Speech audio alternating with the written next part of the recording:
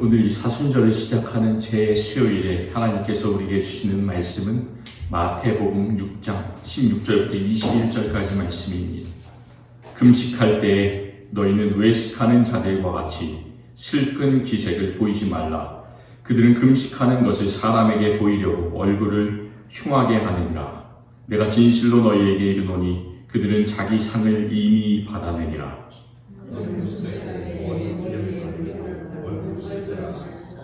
이는 금식하는 자로 사람에게 보이지 않고 오직 은밀한 중에 계신 내 아버지께 보이게 하려 함이라.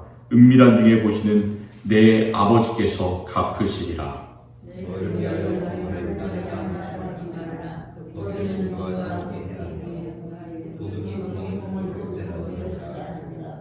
오직 너희를 위하여 보물을 하늘에 쌓아두라. 거기는 좀이나 등록이 행하지 못하며 도둑이 구멍을 뚫지도 못하고 도둑질도 못하느니라.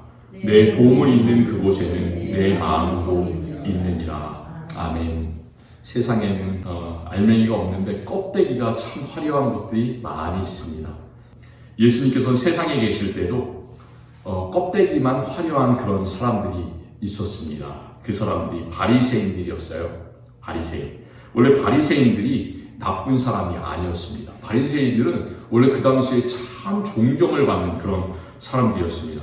구약시대에 이스라엘 백성들이 하나님께서 하나님 한 분만을 섬기라고 계속해서 말씀해 주시고 또 말씀해 주시고 또 말씀해 주시는 대로 사람들은 어떻게 했습니까? 계속해서 하나님으로부터 벗어나서 우상 숭배를 했습니다. 그래서 하나님께서는 그들을 심판하셔서 결국 그들이 나라를 뺏기게 됐죠. 그래서 강대국의 포로가 되었습니다. 우리나라도 한국도 나라를 뺏겼었잖아요. 일제시대 때. 어떤 일이 생깁니까? 몇몇 분들은 그 일제시대 거의 끝자락에 사셨던 분들이 여기에서도 계시고 또 한국 전쟁을 경험했던 분들도 계실 텐데요. 나라를 뺏기면 그냥 땅만 뺏기는 것이 아니라 문화와 그리고 말도 뺏기게 되죠. 야금야금 다른 나라가 그 나라를 조금씩 들어가게 그렇게 됩니다. 바리새라는 말은 원래는 히브리어로는 좋은 말이에요. 어떤 말이냐면 구별되었다라는 그런 뜻입니다. 우리가 구별된 삶을 살지 않습니까? 그리스도인으로서 참 좋은 뜻입니다. 세상은 넓은 길을 가는데 그리스도인들은 구별된 좁은 길을 가는 사람들, 아주 좋은 뜻입니다. 바리새라는 그런 말이 구별되었다는 뜻이죠. 그래서 이 바리새인들도 유다 나라를 정복했던 그 강대국의 문화 전통과는 분리된 사람들이었어요. 그래서 계속해서 나라가 없어졌는데도 불구하고 유대인들의 언어와 문화와 또 가장 중요한 것이 무엇입니까? 유대인들에게 있어서 하나님을 믿는 유일신 신앙, 오직 우리는 하나님 한 분만을 섬긴다. 그것이 가장 중요하잖아요. 그래서 그 신앙을 계속해서 지키려고 유지했던 사람들이 이 바리새인들이었습니다. 그래서 그들은 수백 년 동안이나 계속해서 나라가 없었는데 진정한 유대인다움이 무엇인가? 그것을 지키려고 했습니다. 그 중에서 가장 이 사람들이 열심히 지키려고 했던 것이 무엇이었냐면 모세가 하나님으로부터 직접 받았던 그 율법의 말씀, 성경에 기록된 그 말씀을 잘 지키려고 했습니다. 그 바리새인들과 또 이제 옆에 예수님 당시에 쌍벽을 이루는 그런 그 그룹들이 있었습니다. 사두개인들이라는 사람들이 있었어요. 사두개인과 바리새인, 항상 예수님께서 이 사람들과 논쟁을 하시는데 이 사두개인들은 바리새인들보다 훨씬 더 높은 지위를 가지고 있는 사람들이었습니다. 돈도 훨씬 더 많은 사람이었어요. 이 사람들은 어떤 일을 하냐면 성전에서 사두개인들은 제사를 드리는 제사장 직분을 맡은 사람들이 많았습니다. 그리고 그 제사장 직분을 그냥 수행하는 게 아니라 로마의 등에 결탁해가지고 로마의 힘을 이제 빌어서 이 로마 사람들과 그 당시에 유대 땅을 로마 강대국이 이렇게 다스리고 있었잖아요. 그래서 사두개인들은 그 로마를 지지했던 사람이었어요. 그 결과 예루살렘에 공의회가 있었는데요. 그 의회, 산헤드린 공회라는 성경에 보면 여러 차례가 나오는데요. 예수님을 또 심판하고 정죄하던 그 산헤드린 공회. 거기에 있었던 대부분의 사람들이 이 사두개인들이었어요. 그에 반해서 이 바리새인들은 중앙에서 그렇게 성전에서 예루살렘에서 정치를 하는 그런 일들보다는 유대인들의 지역에서 시골에서 회당에서 말씀을 가르치고 사람들에게 존경을 받는 그런 사람들이었습니다. 사두개인들하고 바리새인들하고 생각이 많이 틀렸어요. 사두개인, 그 높은 사람들은 당시에 로마 사람들이 가지고 있는 생각들을 받아들이는 거예요. 로마 사람들 얼마나 대단한 사람들입니까? 군사력도 뛰어나고 철학이 대단한 사람이에요. 철학. 그 당시에 철학이 세상을 지배하고 있었는데 그리스, 로마 그 철학들을 다 공부하고 아주 뛰어난 그런 사람들이었습니다. 헬레니즘이라고 해요. 그래서 그 헬레니즘이라는 생각을 이 사두개인들은 받아들이는 그런 사람들이었습니다.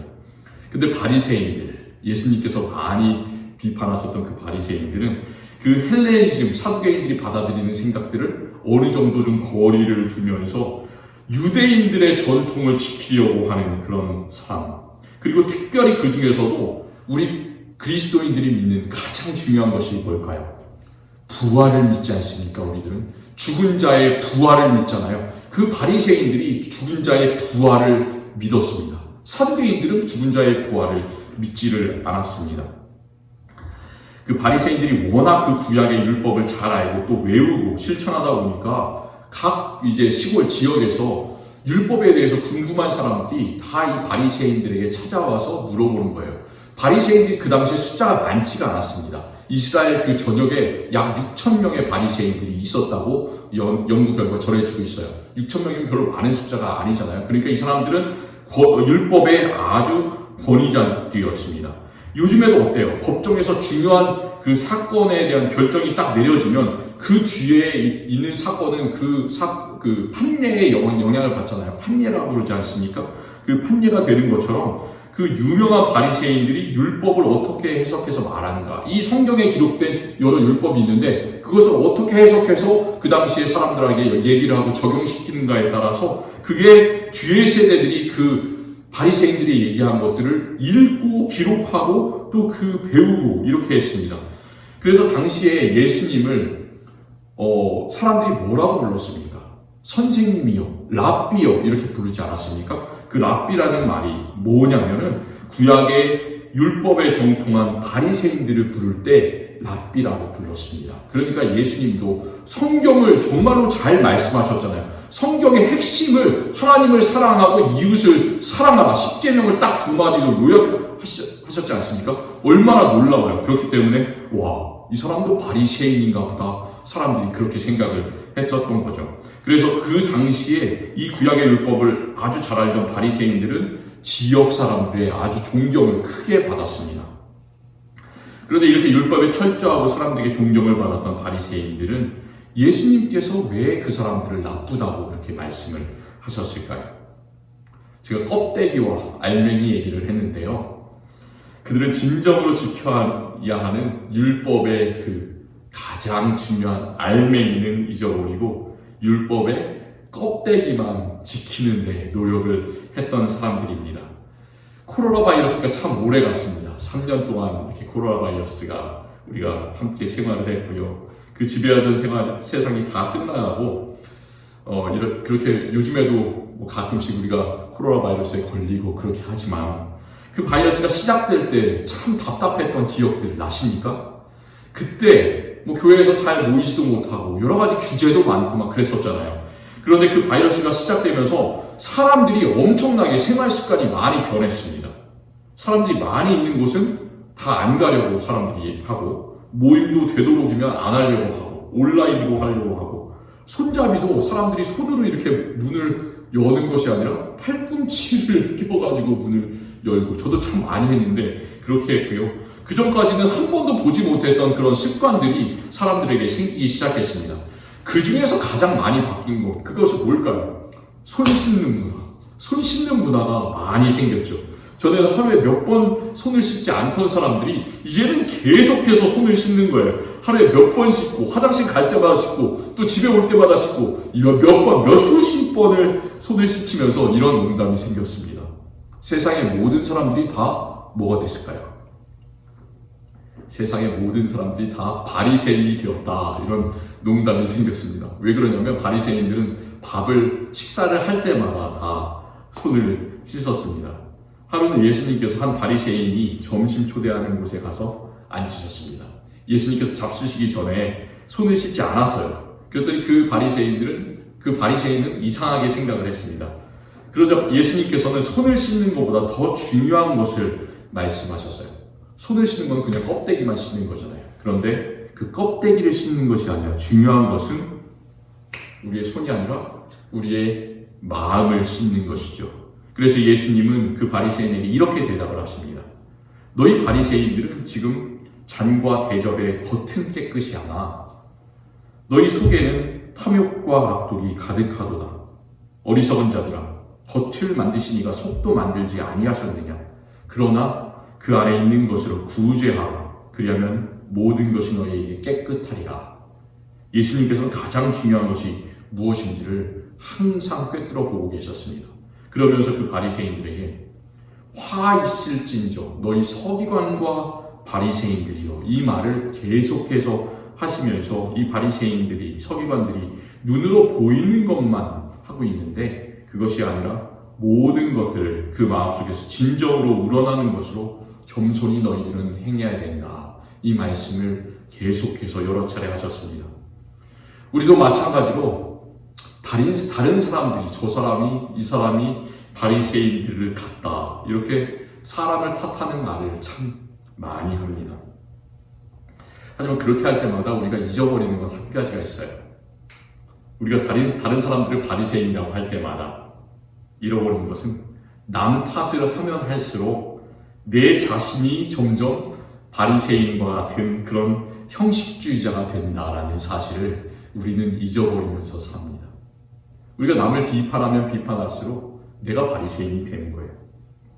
우리는 예수 그리스도의 고난과 십자가의 길을 따라가면서 예수님처럼 금식하고 기도하고 말씀을 읽고 또 구제하고 복음을 실천하는 오늘 사순절을 오늘 이 제수요일에서부터 시작을 합니다.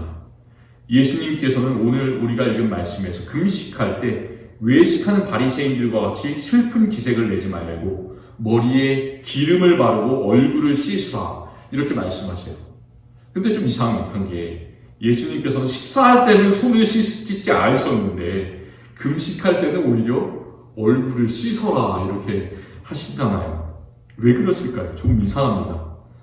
얼굴을 씻느냐, 손을 씻느냐, 그것이 중요한 것이 아니라 그 행동 자체가 중요한 것이 아니라 예수님께서 그렇게 명령하시는 이유는 금식은 사람에게 보이려고 하는 것이 아니라 은밀한 중에 보시는 하나님께 하는 것이다. 그것을 사람들에게 알게 하기 위해서입니다.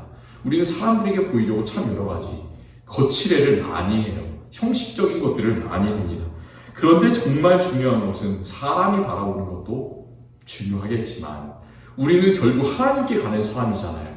천국에 가는 사람들 아닙니까? 하나님께서 보시기에 기뻐하는 그런 일을 너희가 해야 된다. 예수님께서는 은밀한 중에 우리가 그런 것들을 하라고 말씀하십니다. 마태복음 6장 앞부분에서도 구제할 때 어떻게 해야 된다, 이 말씀을 예수님께서 또 산상수훈에서 하시는데요. 구제할 때도 자기 이름을 널리 알리면서 사람에게 보이기 위해서, 와, 저 사람 구제 많이 했네, 저 사람 이름이 이렇게 뛰어나네, 이런 것들을 보이기 위해서 하는 것이 아니라 오직 하나님과 그 도움을 받는 이웃을 위해서 옳은 것 손이 하는 것을 왼손이 모르게 하라, 이렇게 예수님께서는 말씀하셨습니다. 얼마나 어렵겠습니까? 우리가 조금 작은 것이라도 뭔가 하게 되면 소문이 나잖아요. 근데 예수님께서는 우리가 그런 것까지 조심하면서 오른손이 하는 것을 왼손이 모르게 하라 말씀하셨어요. 예수님께서 보물을 땅에 쌓아두지 말라, 하늘에 쌓아두라, 오늘 또 말씀에서 이야기를 하셨는데 그 이유도 마찬가지예요. 땅에 쌓는 것은 직접적인 효과가 있습니다. 우리가 땅에 한번 투자를 해보세요. 주식에 투자를 해보시기 바랍니다. 어떤 일이 일어납니까? 경기가 좋아지고 세상이 막 활성화되고 그러면 바로 내 돈이 생기는 거예요. 바로 효과가 나타나잖아요. 그런데 하늘에 쌓는 재물 어떻습니까? 전혀 지금 당장은 나에게 아무런 도움이 되지 않는 것 같습니다. 그런데 우리를 진정으로 도와주시는 분은 누구일까요? 우리를 하나님 나라로 이끄시는 분은 누구일까요? 우리의 마음을 다스리시는 분은 누구일까요? 사람이 아니죠. 돈이 아니죠. 하나님께서 우리 사람을 직접 도와주시는 그 길을 열어주시기 때문에 너희는 이 땅이 아니라 하늘에 재물을 쌓아둬라, 예수님께서는 말씀하십니다. 예수님께서 세상에서 오셔서 참 많은 일을 하셨습니다. 이 사순절 기간은 예수님께서 과연 어떤 일을 하셨는가? 십자가상의 길을 걸어가시면서 예수님께서 어떤 마음을 가지셨는가?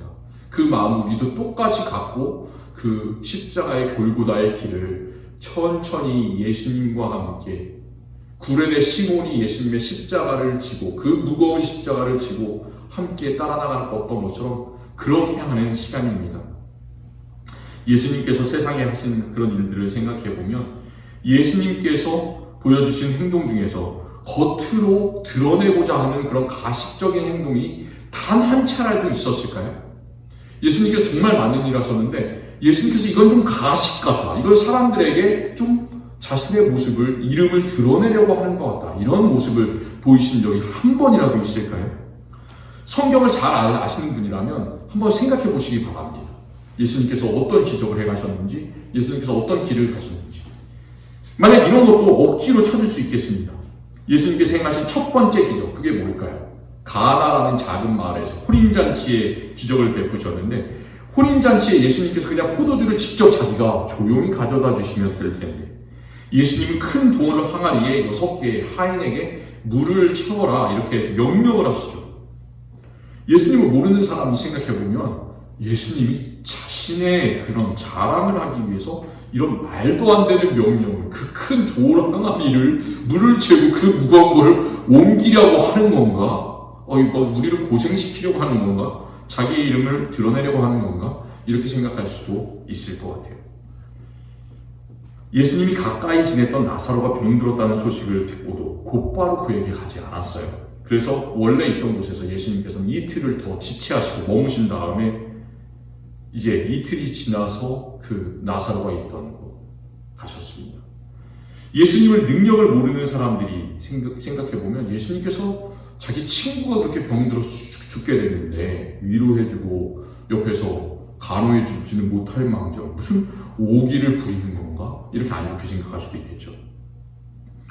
예수님이 십자가에 달리시던 그 주간에 예루살렘에 입성하셨습니다. 그리고 바로 그 다음날 성전뜰에서 하신 것, 제물로 쓸 동물들을 그 성전뜰에서 막 팔았잖아요. 그렇게 하면 안 되는데 돈을 바꾸면 안 되는데 돈을 바꿔줬지 않습니까?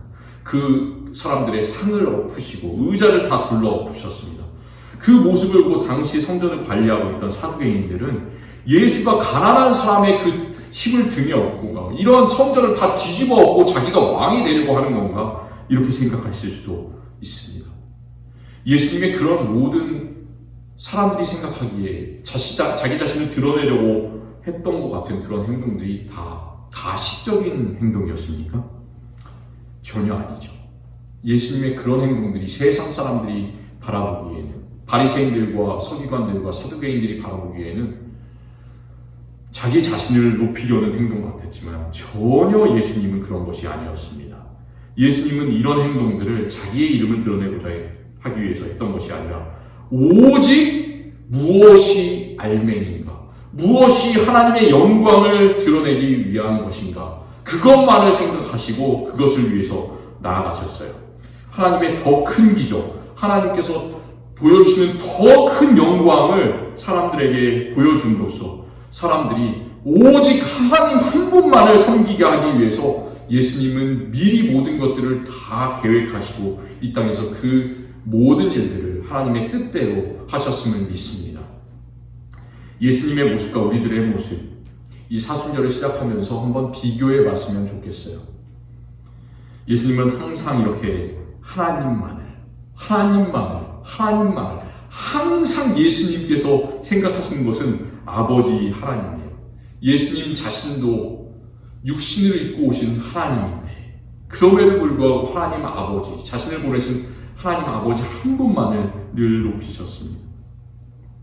제자들에게 기도를 가르치실 때도 주기도문 그 핵심 구절, 우리에게 더 많은 것을 달라고 이것저것 주십시오 이렇게 얘기한 것이 아니라 하늘에 계신 우리 아버지여 이름이 거룩히 여김을 받으시오며 하나님의 나라가 임하시오며 뜻이 하늘에서 이룬 것 같이 땅에서도 이루어지이다. 이것은 다 하나님을 높이고 하나님의 뜻이 우리에게 땅에 이루어졌으면 좋겠습니다. 모든 것을 다 하나님의 뜻을 찾는 데만 예수님께서는 초점을 맞추셨습니다. 관심을 기울이셨어요. 주기도문의 뒷부분에 보면 인간에 대한 그런 강구들이 나오는데요. 이것저것 작은 것들, 우리의 필요를 위해서 달라는 것이 아니라 하나님의 뜻이 하늘에서 이루어진 것처럼 땅에서도 이루어지이다. 땅에서도, 이 모든 세상에서도, 그리고 우리 각자의 삶에서도 하나님의 뜻이 이루어졌으면 좋겠습니다. 그것이 시험에 들게 하지 마옵소서, 악에서 구하옵소서, 이런 모든 다 기도입니다. 그러니까 예수님의 기도는 모두 다 하나님께만 초점이 맞춰지는 그런 기도였습니다. 그런데 우리는 어떻습니까? 예수님께서는 하나님만을 찾으셨는데 우리는 항상 나를 찾죠. 나. 처음도 나, 중간도 나, 끝도 나. 하나님을 찾는 것 같다가도 이게 쓱 바뀌어서 주일이 지나면, 월요일만 되면 내 자신의 그 삶을 살아가는 우리들입니다. 우리의 믿음과 교회, 그것도 나의 삶을 보조하기 위한 액세서리로 취급할 때가 있습니다. 만약 우리의 믿음 가운데, 나의 믿음 가운데 알맹이는 없고 양파처럼 껍데기만 남아있다면 금년 사순절 기간이 예수님의 진정한 믿음과 겸손을 배우고 실천하는 그런 기간이 되기를 간절히 원합니다. 하나님께서는 요엘 선지자를 통해서 너희는 옷을 찢지 말고 마음을 찢어라, 이런 말씀하셨어요. 너희 하나님 여호와께로 제발 돌아올지어다. 그는 은혜로우시며 자비로우시며 노하기를 더디하시며 인애가 크시사 뜻을 돌이켜서 재앙을 내리지 아니하시나니. 하나님은 그런 하나님이세요. 우리가 하나님으로부터 얼마나 멀리 떨어져 가도, 우리가 알래스카를 벗어나서 저 미국 본토로 가고 한국으로 가고 또 하늘 끝에까지 올라가고 지옥 끝에까지 내려가고 하나님을 보지 않기 위해서 요나처럼 다시스로 가도 하나님께서는 우리를 버리지 않으시고 노하기를 더디하시고 항상 돌아와라 돌아와라 이렇게 외치시는 분, 그분이 바로 하나님이십니다. 하나님은 마음이 참 넓으세요. 제 수요일에 이 미국 교회 많은 사람들이 이마에 검은 재를 바르면서 외치는 구절이 창세기 3장 19절에 있는 너는 흙이니 흙으로 돌아갈 것이니라, 그 말씀입니다. 그렇잖아요. 우리는 흙이지 않습니까? 먼지지 않습니까? 아무것도 아니에요. 우리는 먼지에 불과합니다. 이 땅에 아무것도 많이 쌓아놔도 그것은 우리가 가지고 갈 수 있는 것이 아무것도 없습니다. 하나님께서 생명을 주셨기 때문에, 하나님께서 숨을 우리에게 불어넣어 주셨기 때문에 우리는 생각하고 우리는 말하고 우리는 사랑하고 존재할 수가 있습니다. 하나님의 그 숨결이 없으면 우리는 아무것도 아니죠. 우리는 항상 이 말씀을 기억해야 돼요. 너희는 흙이니 흙으로 돌아갈 것이니라. 우리는 항상 유한한 존재에 불과합니다. 오직 세상에서 모든 것들을 다 하실 수 있는 분은 하나님 한 분밖에 없으시죠. 우리는 아무것도 아닙니다. 우리가 항상 이 유한하다는 그 사실을 돌아보면서 유한한 이 세상보다는 무한하고 영원하신 하나님 한 분만을 바라보시기를 바랍니다. 그리고 내 자신과 내 주변에 있는 사람들 넓은 마음으로 우리가 받아들이고 서로 사랑하고 또 하나님께 더욱더 기도하고 말씀으로 무장되는 이 귀한 사순절 기간이 되었으면 참 좋겠습니다. 주님 감사합니다. 오늘 사순절을 시작하는 이날 제 수요일에 우리가 바리새인과 같은 그 모습을 버리고 진정으로 회개한 사람의 삶으로 나아가기를 원합니다. 예수님께서 우리 모두를 위해서 피를 흘리시고 십자가를 지셨던 것처럼 우리가 이 세상에서의 삶과 우리의 생각에만 연연하는 것이 아니라 예수님의 그 길을, 모든 길을, 우리가 할 수 있는 길들을 따라 나가기를 원합니다. 우리 이웃을 더욱더 예수님께서 사랑하신 것처럼 이 사순절 기간 더 사랑하게 하여 주시옵소서. 우리 가족을, 교회의 지체들을 더 돌볼 수 있게 하여 주시옵소서. 하나님의 말씀, 살아있는 이 말씀을 더욱더 가까이 하게 하여 주시옵소서. 우리의 뜻대로 세상을 살 수 없사오니 예수 그리스도께 매달려서 예수님께서 늘 산에서 어디에서나 기도하셨던 것처럼 우리도 성전에서, 집에서, 우리가 있는 모든 곳에서 주님을 찾고 기도하게 하여 주시옵소서. 그래서 우리의 삶이 주님을 따르는 삶 되게 하여 주시고 십자가의 삶 되게 하여 주시고 회개하는 삶으로 변화되게 하여 주시옵소서. 우리를 붙잡아 주시기를 원하옵고 예수 그리스도의 이름으로 기도드립니다. 아멘.